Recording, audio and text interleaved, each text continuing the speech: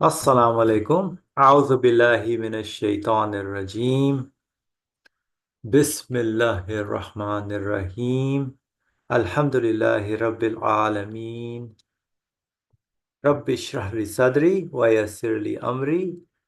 Wahlul 'uqdatam min lisani yafqahu qawli waj'al li waziran min ahli. Haruna akhi ushdud bihi azri washriku fi amri. كي نسبحك كثيرا ونذكرك كثيرا إنك كنت بنا بصيرا ولا حول ولا قوة إلا بالله العلي العظيم وصلى اللهم على محمد وعلى آله وصحبه أجمعين والحمد لله رب العالمين. Welcome, dear friends. Inshallah, we will continue with our discussion about divine decree, divine determining, which is the 26th word of the book, The Words. We are at part 12 right now, inshallah. So I will recap a little bit from my notes as we start this. Last time we discussed one beautiful verse.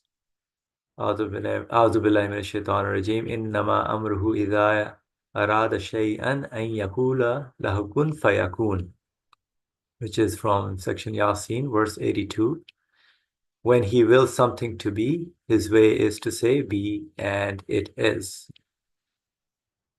So the author was sharing how everything that we observe comes from divine knowledge in this universe. Whatever we are experiencing, whatever we, in terms of our journey, our life journey here, what happens to us, whatever happens to the universe, everything comes from a source behind it who knows exactly what he's doing, which is called absolute knowledge. Because that's kind of what we've been discussing, that how do we understand things that are happening. And we're going into the crux of our discussion in terms of how the things that are coming into existence, so they must be coming from absolute knowledge, right? So we kind of mentioned a little bit, sometimes they say when he says it, his way is to say to it. So we saw some translators put the it, and we saw that the it actually refers to absolute knowledge. So the absolute knowledge kind of works together with absolute will, power, art, shape, all the qualities come together. Whenever something comes into existence, of course, it must be within the knowledge of the one who owns everything. So from his knowledge and the will and the power, the art, everything brings about the existence of the thing. And also we kind of clarified what the usage of clear book referring to the universe, clear record referring to absolute knowledge. So the author shared some of what the evident divine determining. He says there are two manifestations of divine determining. One is evident and the other is theoretical. So most human problems stem from the misunderstanding of theoretical divine determining. This is some of what I took as a takeaway. Simple example of a farmer planting cucumber seeds with the expectations of harvesting cucumbers. Now he knows, the farmer knows, okay, when I plant these seeds, I should expect that the cucumbers would grow. So that is evident divine determining. However, there are many things that can happen after planting the seeds, right? So after planting the seed, we don't know if the seed would rot in the soil or is eaten or by some birds or some other insects or experiences diseases, and the yield no longer is experienced. So I know some of my neighbors, they were trying to grow cucumbers and they got some bugs in them, in their plant. So that was kind of the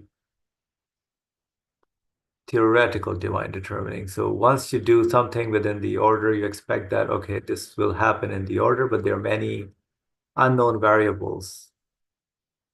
Right? So we know, okay, if I follow this order, I should expect the result, but there are many things that are not within my understanding, my knowledge, that there may be other variables that may impact what my expectation would be.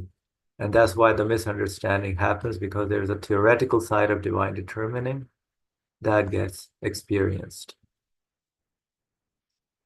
So this is kind of the some of the notes from what we kind of discussed in a very short, brief way, as the author is kind of started this journey of how the things are. Just pay attention carefully to the universe, see how things are coming into existence. And he gave the example of a seed. So a seed that would shoot like become a tree, but there are something that is evident, points to the clear book, that is manifestation of the knowledge of God, that is evident that we are seeing.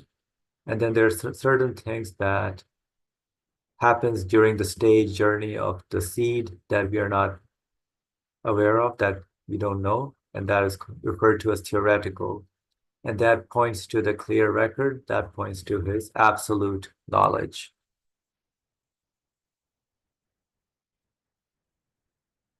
So we'll continue this discussion, inshallah. So let's start with this. Since there is such a manifestation of divine determining in the most common and simple of things.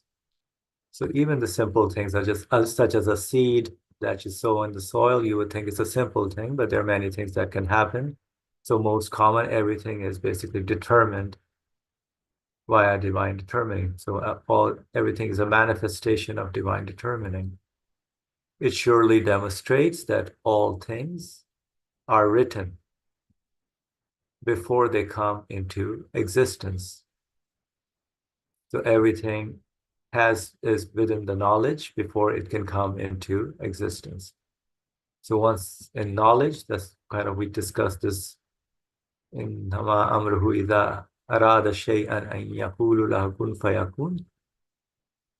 So be and it is. So it comes in knowledge, and all the other qualities, will, power, heart, mercy, shape, everything kind of comes along with it.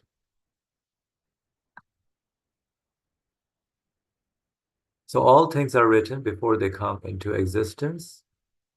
This may be understood with little attention. Now, evidence for the fact that the story of everything's life is written after its existence are all fruits. So my life journey, your life journey, everything that has a story in our lives is written already. But after its existence, whatever we experience are all fruits because they're coming from absolute knowledge, which in this world tell of the clear book and the clear record. So whatever is manifested, it shows that, okay, whatever is created for me is the clear book, and then which points to actually the absolute knowledge, clear record, coming from my Lord, the owner, Lord of the universe. So I really like this sentence. The story of everything's life is written after its existence are all fruits, which is something beneficial, even though we may not see it. It's some things, let's say something doesn't happen according to our expectations, but there may be certain things that are good for us in that as well. So maybe I need to redo something, fix whatever I didn't know something within the order, so you should follow it, be more careful in what I'm doing. And the faculty of memory in man. So the faculty of memory, so something within man which remembers things, which points to the preserved tablet. So the memory which stores knowledge points to actually the absolute knowledge.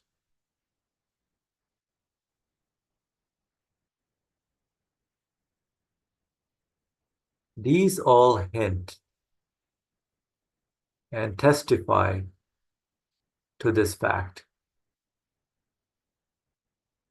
Indeed, the appointed events of a tree's life are written in its seeds. The appointed events. So everything is nothing is happening haphazardly, randomly, but they're all appointed events. That's how each and every being is experiencing. So are written in the seeds which are like the hearts of its fruits.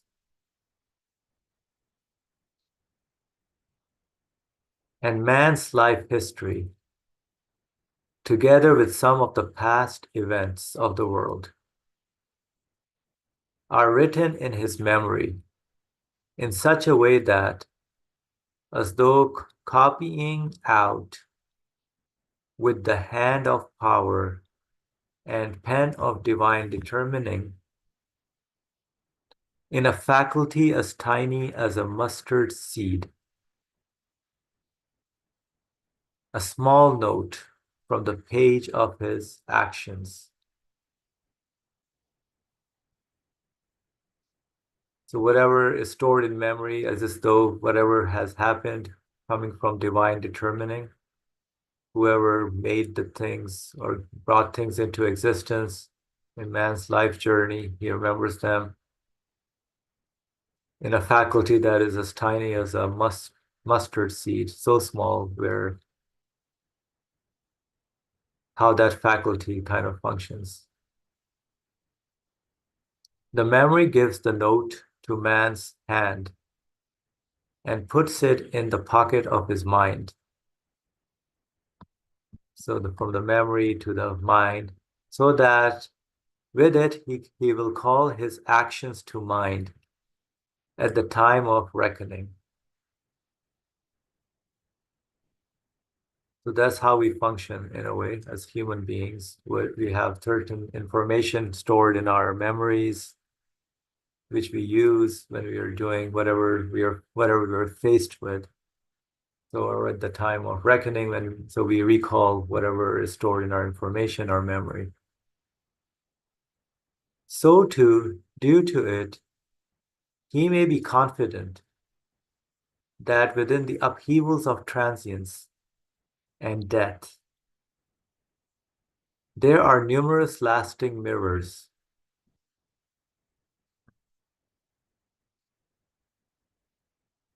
in which the all-powerful and wise one depicts and makes permanent the identities of transient beings.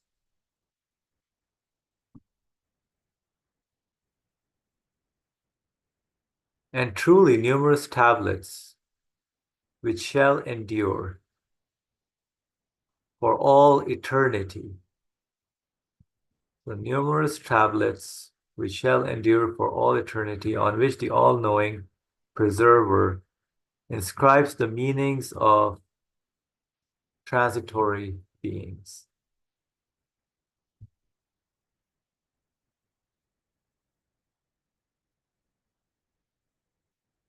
All right, so I will pause here if anybody would like to share anything that they would like to highlight, or how divine determining kind of is working. So we kind of went over some of the evident and the theoretical. So evident is something we know what's going on within the order, how things are supposed to be, but then once we follow that, there are many unknowns which are called theoretical divine determining, because they're coming directly from absolute knowledge, right? So, and of course, the author also mentions how everything stems from this absolute knowledge or clear record.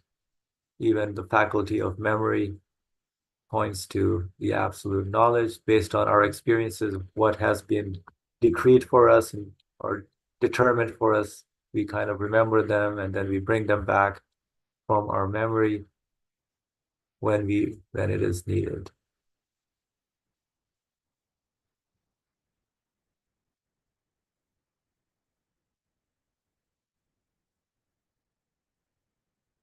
All right, so I will continue with, in short, since plant life,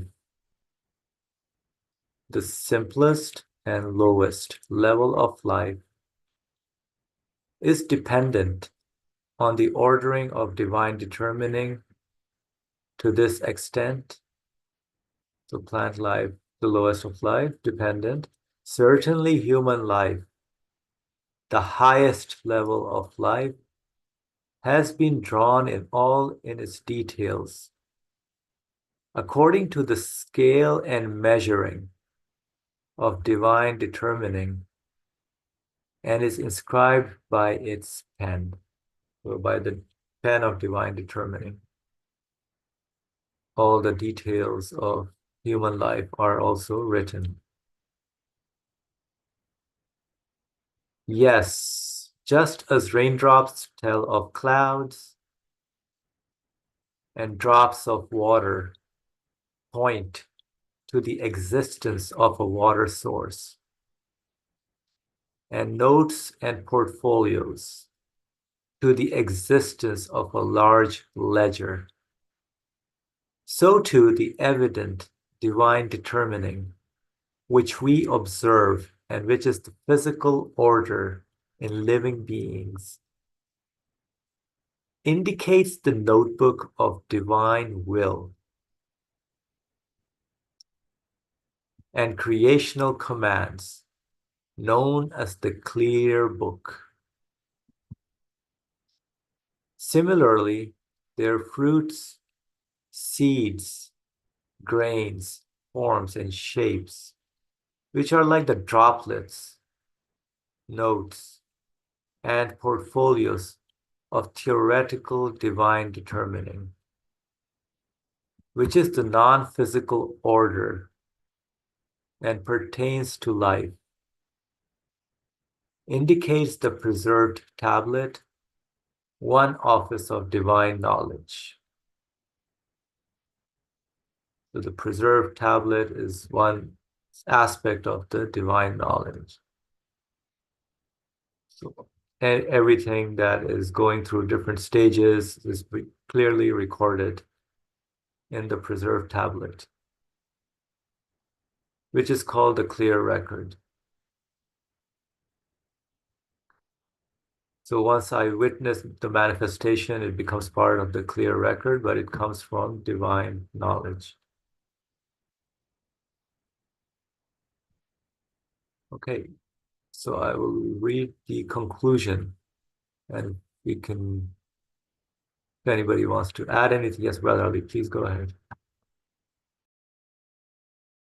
Assalamu alaikum. I have been working on the ayats Okay. from the Quran. So, excuse me, just ah, no.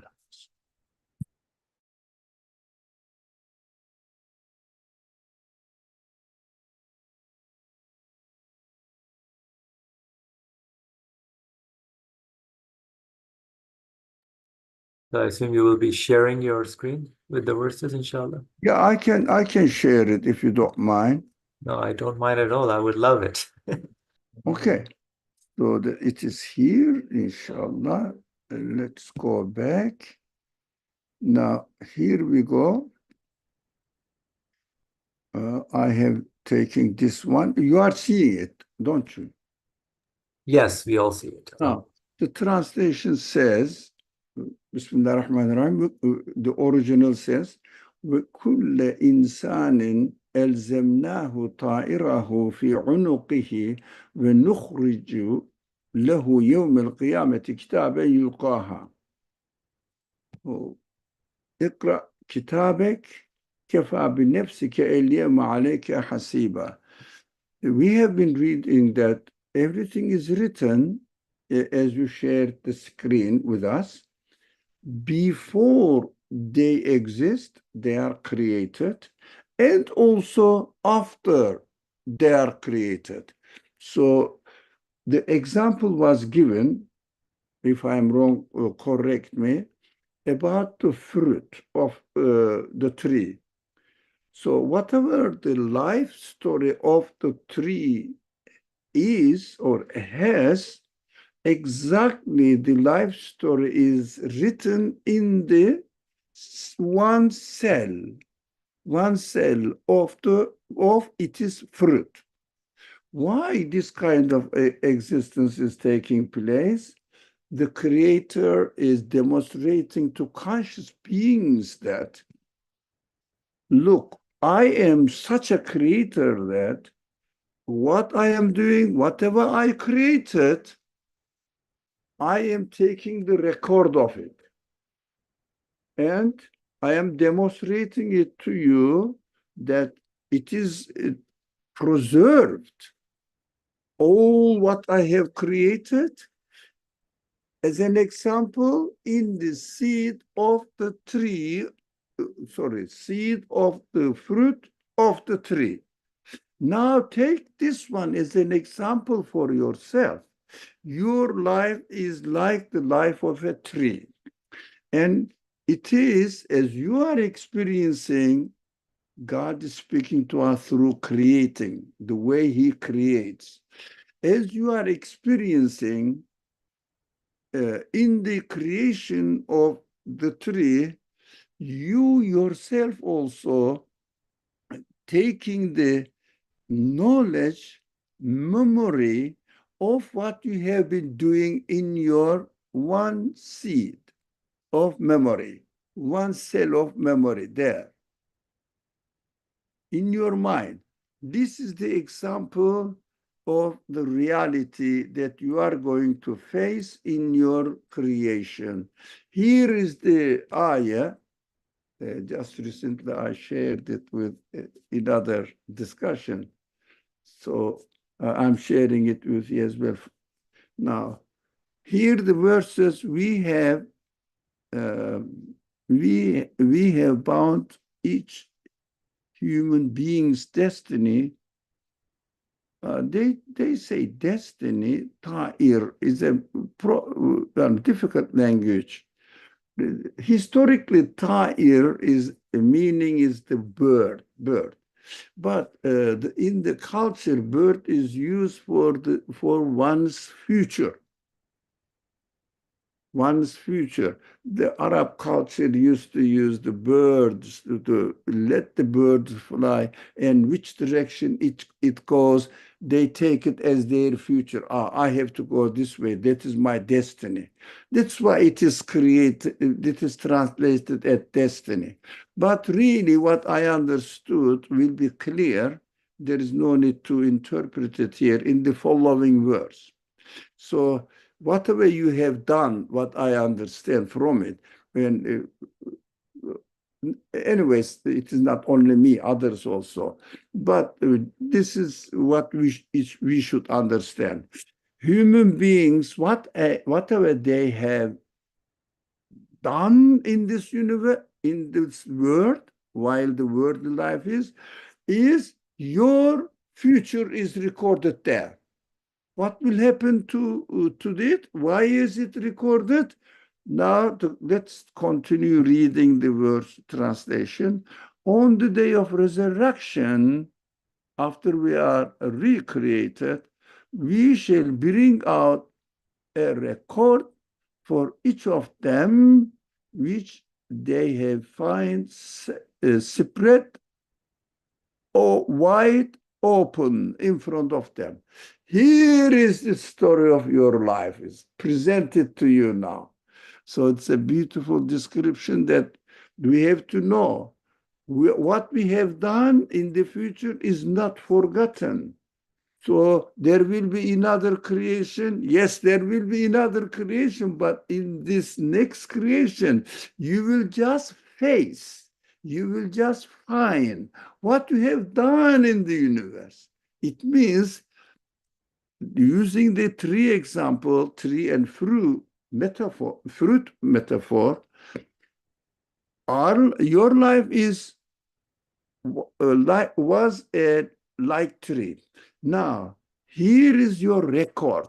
Here is your record. And it is the fruit of your life. And this fruit of your life, I am going to plant it here in the next creation. You will find what you have done in the universe in front of you, in the world life in front of you.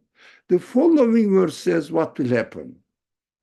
It is very beautiful words. verses. Everything is beautiful, but in this context, this is beautiful. İkra kitabek. Kefa bi nefsike liyevme aleyke hasiba. And let's read this one. Although this is classical, but by better. And he will be told. It means you and I will be told. Read your record. Sufficient is your own self today, human conscience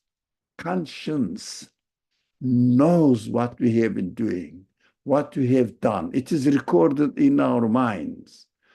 So what we have, your record is sufficient, is your own self. You will decide today to make out your own account. It means here in this world, we have free will to deny, to reject, to present, to make up excuses, everything, misrepresentation, misinterpretation. We have the option. But in the hereafter, the truth will be so clear, there will be no option for our free will to cover up the truth, to divert the truth, to destroy the truth. We will ourselves will acknowledge the truth. When we see the record of our life, we will be presented exactly what we have done in front of us, and God will say, okay, you judge about yourself, what you want to do now. So in other words, in the Quran says, it is also beautiful. It says, yeah, I know what I have done, and I accept, I admit that. Oh, that is also beautiful. Let me share this verse as well. This one, 39:71. Oh, 39 Zümer, 39:71. Here we go. Alhamdulillah, technology helps us a lot. So let's read the translation. This وَسِقَ الَّذِينَ كَفَرُوا إِلَى جَهَنَّمَ زُمَرًا حَتَّى إِذَا جَاءُوهَا فُتِحَتْ أَبْوَابُهَا وَقَالَ لَهُمْ خَزَنَتُهَا أَلَمْ يَأْتِكُمْ رُسُلٌ مِّنكُمْ يَتْلُونَ عَلَيْكُمْ آيَاتِ رَبِّكُمْ وَيُنذِرُونَكُمْ لِقَاءَ يَوْمِكُمْ هَذَا قَالُوا بَلَى وَلَكِنْ حَقَّتْ كَلِمَةُ الْعَذَابِ عَلَى الْكَافِرِينَ. That is what the reality will be accepted for the deniers. Now let's read this one. Those who rejected the truth, will be led to hell in their groups. Everyone, throngs, groups. When they arrive, its gates will open, and its keepers will say to them, the hell's keepers, guardians will say to them, were you not sent your own messenger to recite the revelation of your Lord to you and warn you that you would meet this day? Now, the deniers themselves, and they will say, the deniers themselves, their conscience, their reality, it means they know what they are doing in this world, but they covered up. But they, in the next creation, they wouldn't be able to cover up. So they will say, yes, indeed, we were. That is what I see. Yes, we were denying the truth. But the sentence of punishment, it means punishment, azab Jahannam, will have been passed against those who reject the truth. It means I admit that I deny it, and I deserve to be punished now. So why is it important as far as our, uh, now I think this one, if you want, you can keep it. Now, shall I stop sharing and go back to the text? Sure, inshallah, I'll share it. Yeah. Stop this and you take care of it. Now, why is it important? After everything is created, it is recorded. It means before on the top, you underlined this one. All things are written before they come into existence. When we see that practically, after everything is created, then the result is recorded, especially in the life of the living beings, the human beings, whatever they are, for example, the human beings and other animals and other plants, whatever their life story included is recorded in their seeds, So that is an obvious example that after the creation, it is known. This is called Imam Mubin. But also, it must be known before they are created. So we should stop thinking in terms of ourselves. But we can take some analogical example, make an analogy and understand. For example, from my previous experience of creation, do I know that if I do this, this will be created? Who is going to answer this question? No, I don't. No, I mean, generally speaking, guaranteed, not guaranteed. But if I do this, this will be created most probably because of my limited knowledge. You cannot, Feriha says, yes, I know. Now, but not guaranteed. Because you discussed this in your beautifully, you well prepared, mashallah. So in your you can show us your notes from yesterday, from last week's discussion. Now there are two types of recordings. What is that? Theoretical and evident. As far as the evidence side is concerned, I know, as Feriha said. But as far as the theoretical side is concerned, no, we don't know. Asim said. Do you see what I mean? But we know that from this, everything is known to the creator, and he knows, and according to his absolute knowledge, he creates. So this creation includes, excuse me, I made a mistake. This knowledge before, here we come, here all things are written before they come into existence. He knows theoretical side and evidence side, both of them. Theoretical side includes what? My choices, my prayers. That is theoretical side. We don't know. I prayed, please Allah, give me this or take this problem away from me. Whatever the way I prayed, he knows what I am going to pray before the creation takes place.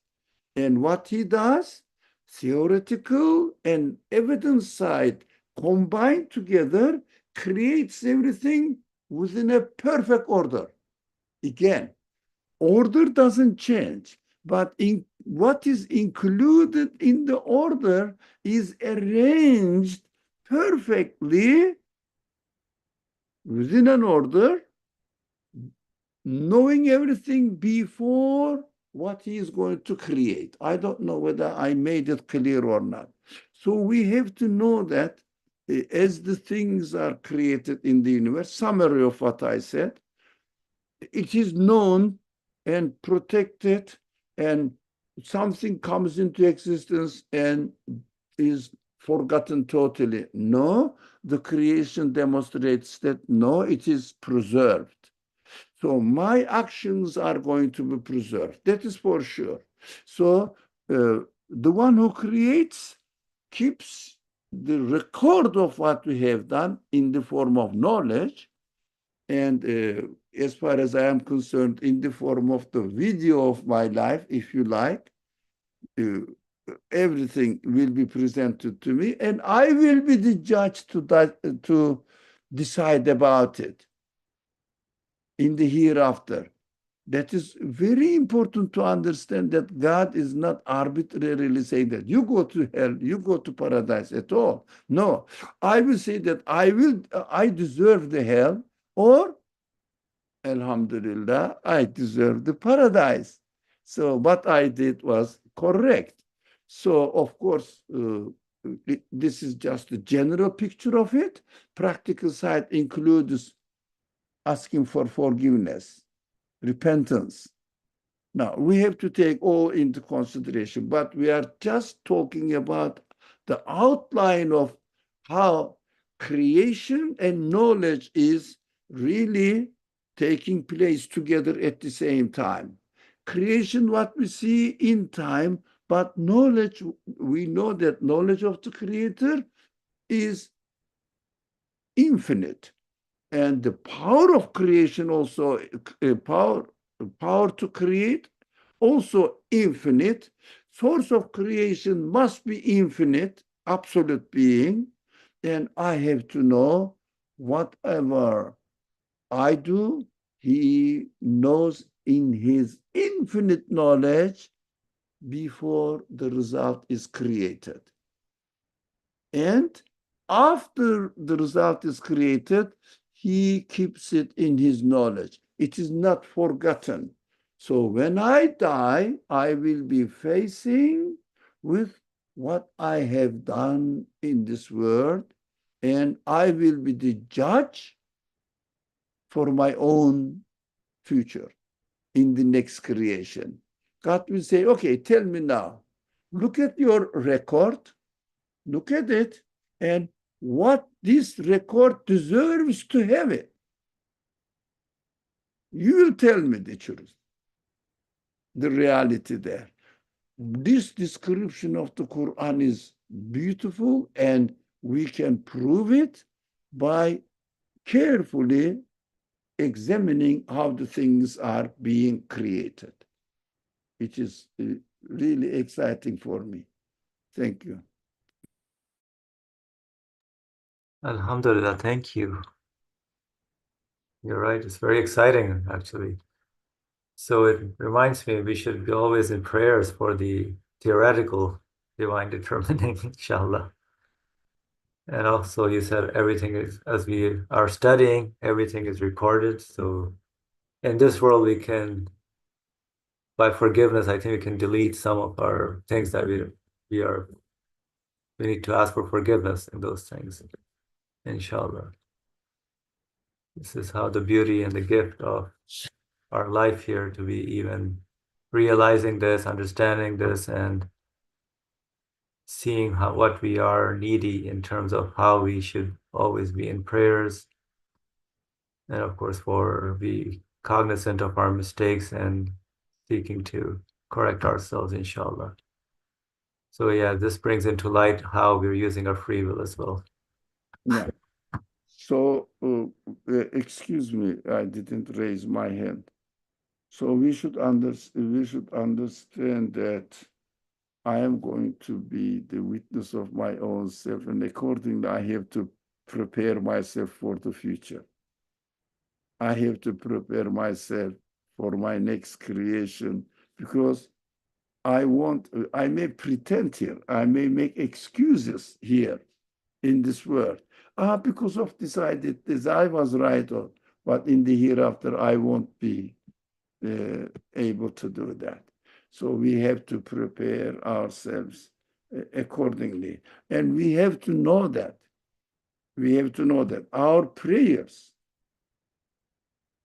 verbal prayer, or uh, prayer in our heart, hoping it should be this way or that way, or action-wise prayers, or included in theoretical side of divine determining. So why we are studying divine determining, whether I believe in divine determining or not, I don't believe in divine determining, which kind of change it will have, which kind of effect it will have in my life. No, if I am sure that everything before it is created and after it is created, known by the creator and preserved accordingly, then this understanding of divine determining always shakes me, reminds me what we have done. You may make an excuse for yourself to interpret it in this way or another way, and try to justify yourself in this way or another way.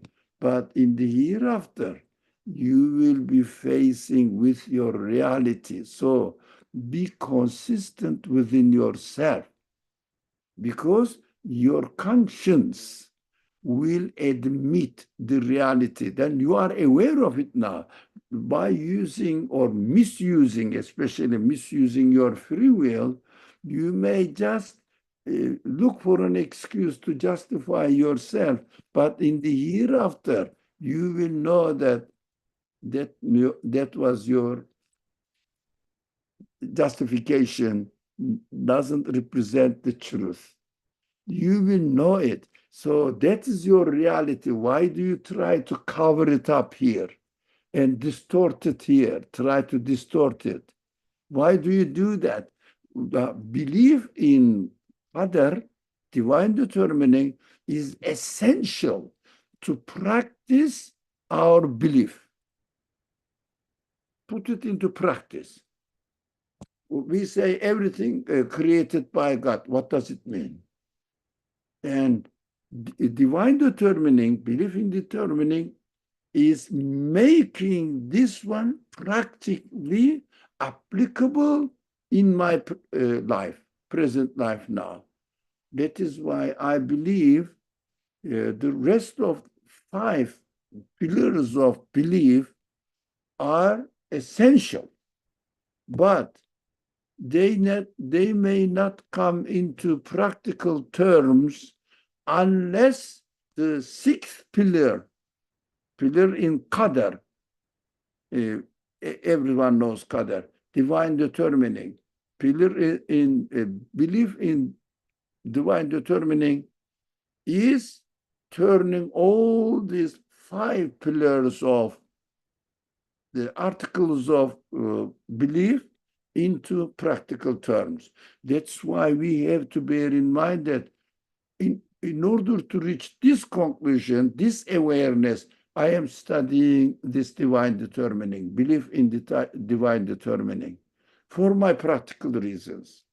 You shouldn't forget that, and maybe if it is the right suggestion, moderator friend should keep reminding us we are not reading divine determining for only intellectually understand it, but that is your reality. Don't forget, you will be the judge for yourself, your real self.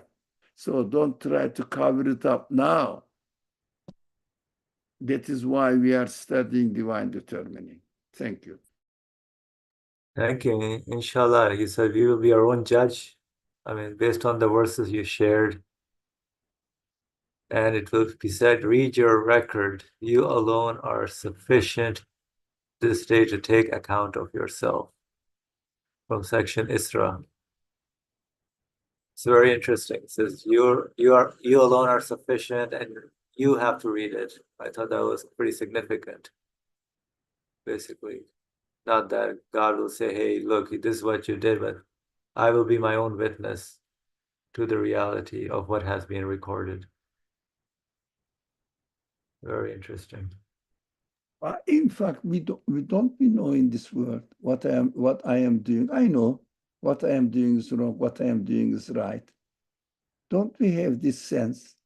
We are given this quality here in this world, but we have free will. We shouldn't forget free will. I can cover it up, justify myself by presenting some excuses. I refer this word very frequently. بل الإنسان على نفسه بصيرة ولو ألقى معاذيره. It is a beautiful verse again. Oh man, it is really, really. Let me share it. This is just the right place now to share it. Now, Qiyamah. Oh, here it is. Let me share it. Shall I share it? Can I? Yes, please go ahead. No. Okay. Now, here we go. Here we go. Here it is. بل الإنسان على نفسه بصيرة. This verse says, in this word, you know it. The other verse that previously we studied, you will be your judge now according to your real self. So it says, the Batman shall, Batman is a clear witness against himself. Now, the other one says, nay, be careful. But man shall against himself be an eyewitness. You are seeing it. Basira is basir means seeing, but with heart, basira. So, but against himself, but basira is eyewitness. You know that from your consciousness. But what we do, here is the following verse. Beautiful. Even though they may veil himself in excuses, or despite the excuses they come up with, despite all the excuses they may put forward, that is what we can do in this world. But, excuse me,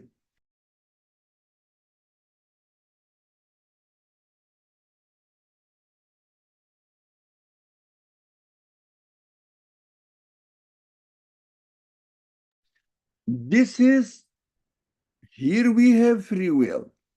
Previous verse, in the previous verse, yes, we will have free will, but we will not be able to make an excuse and distort it. Choose the rejection of the reality. We cannot have the rejection of reality. The truth will be obviously clear to us. So here we may really produce, make up excuses, but we know our reality. We ourselves are the witness of against ourselves. It means we are witness what we have been doing, but we may cover it up in the hereafter. This reality, and just cursor is there, belil insan ala nefsi basira, will directly speak to me without presenting an excuse to it, because this will be a rejection of my reality. So I won't be able to reject the reality in the hereafter. So, there is a very interesting principle of reading the Quran that I realized recently. The Quran says, if you read the Quran, you cannot find any contradiction in it. Do you remember this verse? Yes, we If studied it it was, yesterday. excuse me, We studied it yesterday, yes. you cannot find any contradiction in the Quran. Yes. Correct. Now, What does it mean? Yes, we know that if you study the Quran, you shouldn't find any contradiction. But this verse also tells us that you cannot interpret the Quran, one part of Quran, one verse of the Quran, contradicting other parts. So, principle of understanding the Quran, although you can understand some verses, the previously uh, I shared previously the verse, they may understand in two ways, which I didn't go into details there, as far as the Arabic grammar is concerned. But if I understand that Arabic grammar allows it, Arabic grammar, Quranic grammar, Arabic grammar allows it to interpret it in another way, but there is a limitation for it. Principle there. There is a principle. Even this is very detailed but important to know. Even Arabic grammar allows to understand a verse in another way. If this other way contradicts the other messages of other verses of the Quran, I cannot use this Arabic grammar and apply it to it. Did I make it clear? Not exactly. So you're saying so the verse that we read, for example, if it's allowed to understand another way and it contradicts another verse, basically, that understanding, then that grammar does not apply anymore. That That's it. You okay, put very well. okay. So where did we get this principle? Because Quran says there is no contradiction in it. So you cannot understand the verse contradicting another verse. Do you see the connection? Yes, that makes sense. Beautiful. So that is very important. We see some commentators not being careful about it, saying that Allah decides whatever He wants, for example. But on the other hand, there is another verse saying, no, Allah decides according to what you have acquired. So you cannot understand this that our God is arbitrarily decides what He wants, because there is no arbitrary decision. For example, the previous verse we discussed today says, you will know, you will be the judge about yourself in the hereafter. How can we say that God decides whatever He wants arbitrarily as if? Do you understand the contradiction? Yes, So interesting. Yes. repeat it again, please, because these are very important principles of reading the Quran, and even some mufassirun don't take notice of. Some of them, but most of them do, but some of them don't. Especially this Salafi type of mufassirun. Yes. So repeat it, please. Sure, you're giving the example so somebody may understand God will be the judge for our record. And then here in this verse, it says, you man yourself will be the judge against an eyewitness to it. So it means that God is not going to arbitrarily decide whatever He wants. Hmm, Correct? correct. So, but literally reading of the verses, I can pay, well, you know that everywhere is full of this one. You cannot wish, for example, here we go, just a minute, here is the verse, ready. One of them is here. There are many, many. Okay. No, no, no, no, no, no. No, not in this one. Not in this one. Come on, come on. Wrong, wrong. Let me share this. Uh, these are principle, main fundamental principles that we uh, add here. Now, okay, here it is. Now, read this one. You read awesome as in بسم الله الرحمن الرحيم إن هذه تذكرة فمن شاء اتخذ إلى ربه سبيلا. read, yeah.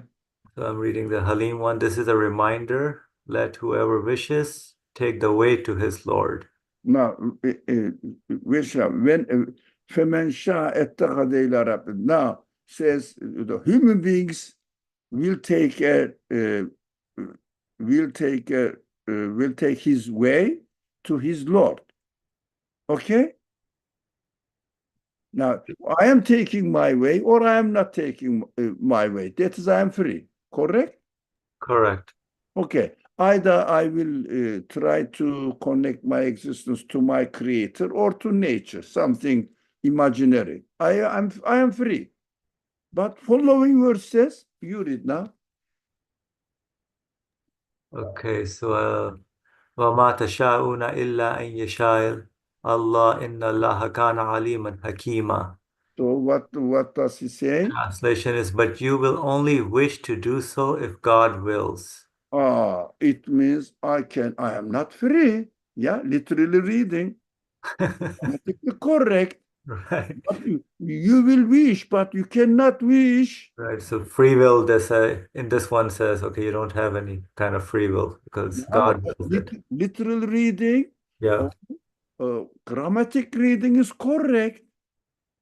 All of them said, but for example, the second translation in the middle, but you cannot will to do so unless Allah wills. Oh, the what one said, but you cannot will it unless God wills. But there is then this man is sensitive about it and put a note here to show you that way. But this is just in bracket. But literal grammatic reading it, you cannot will it unless God wills it. Did we get it now? But God continues, Inna Allah kana aliman hakima. Let's read it now, the translation. God is all-knowing, all-wise. It means God knows you. Come back to our divine determining studies. God knows what you have been doing, what you are going to do, and at the end, He knows, Alim. And while He is judging, while He is willing, while He is what happened? What I have done? My God, inshallah, I won't not. Okay, nah, got it. But Alim and Hakima, I think this. Okay, we lost the page. I've done something wrong technically. So God is all wise. وكان الله وكان الله إن الله كان عليما حكيما. Ayah. Definitely Allah, Alim, knows what you have done, and uh, accordingly He creates, Hakim, and according to what you have done, His wisdom decides about it. He is wise. He is not. He doesn't do anything stupid, meaningless. He knows what you have done, and His wisdom required that He will be deciding about your according to your free choice. So there are other ayats in the Quran saying, if you like, if you have time, I don't know, but let's go back to Al-Baqarah and somewhere around 20 something.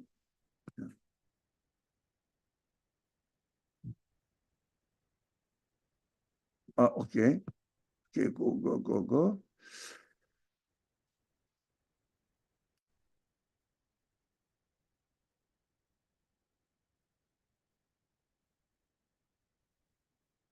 Okay. Okay.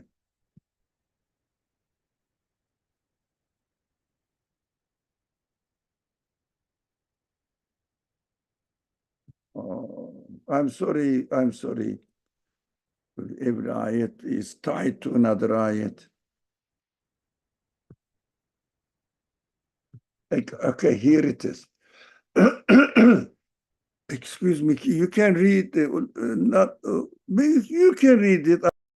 We are not going to lose anything by studying the Quran, inshallah. I'll read the translation. So, behold, God does not disdain to propound a parable of a gnat. Oh, what Uh-oh. happened again? What happened? Yeah. Wait, Why is it happening like this?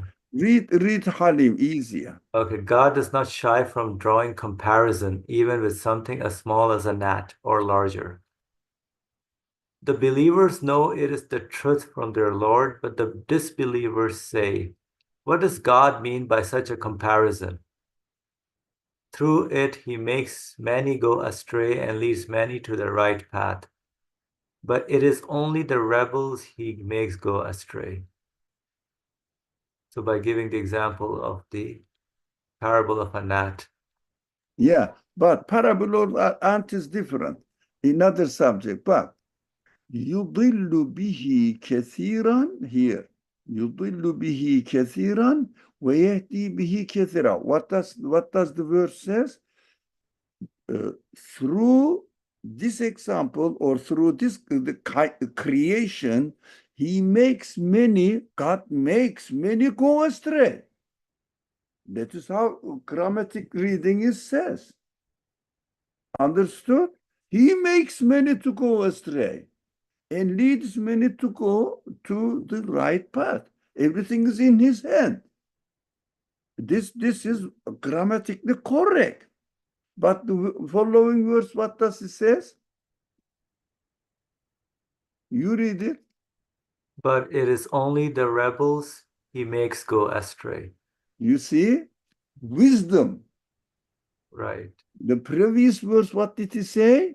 Inna Allah kana aliman hakima. He knows who deserves what and decides according to what you deserve, what you have chosen.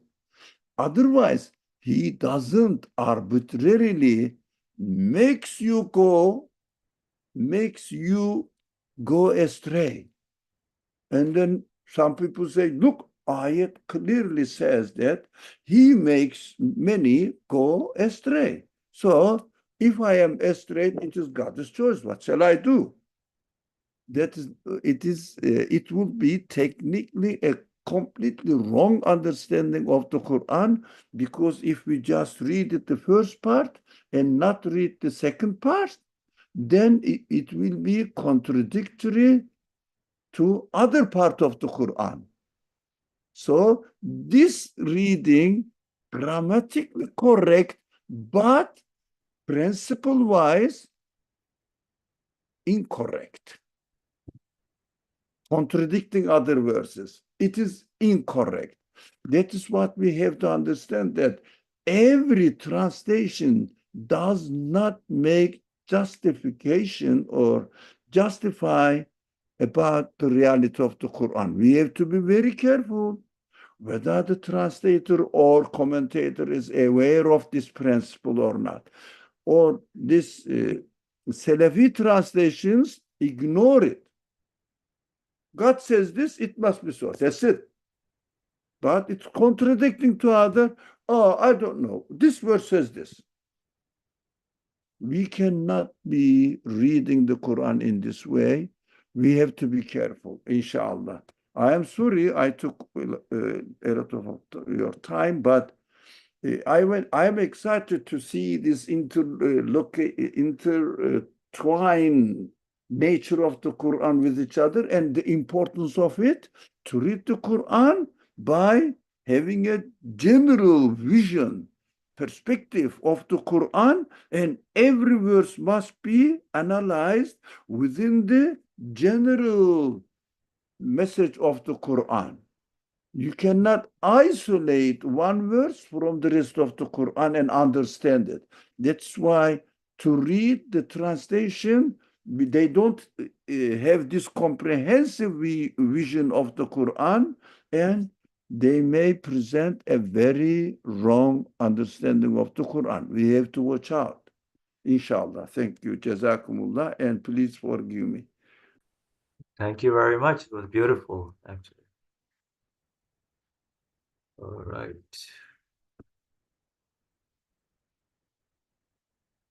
So I guess we can stop here and then we can read the conclusion next time, inshallah. So that the conclusion will give us a reminder, inshallah, about what we were discussing. So I'll make a mark here. But these are amazing, beautiful verses that Brotherly shared, inshallah. We'll keep them in mind. I'll stop here. Bismillah ar-Rahman ar-Rahim. Subhanaka la ilma lana illa ma alamtana innaka antal alimul hakim. Wa akhiru da'wana alhamdulillahi rabbil alameen. Birhumati Surat al-Fatiha.